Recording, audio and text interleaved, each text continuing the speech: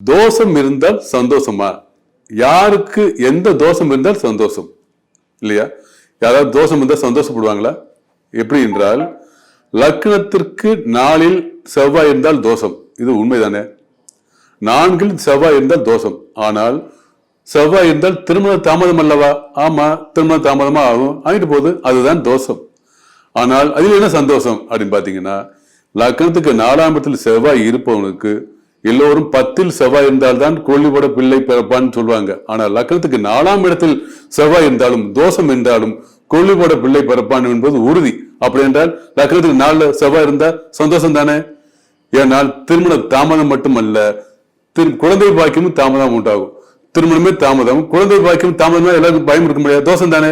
அப்ப இந்த தோஷத்தை எப்படி எந்த வார்த்தையில் கடப்பதுன்னு பாத்தீங்கன்னா, எந்த ஜோசியரும் உங்களுக்கு திருமண தாமதம் உண்டாகும், குழந்தை பாக்கியம் தாமதம் உண்டாகும் என்று சொன்னாலும் கொல்லிப்பட பிள்ளை பிறப்பான், பேரன் பிறப்பான், கொல்லிப்பட பிள்ளை பிறப்பான் என்பது உறுதி. இதை ஏற்றுக்கொள்ளுங்கள். இது சந்தோஷம் அல்லவா?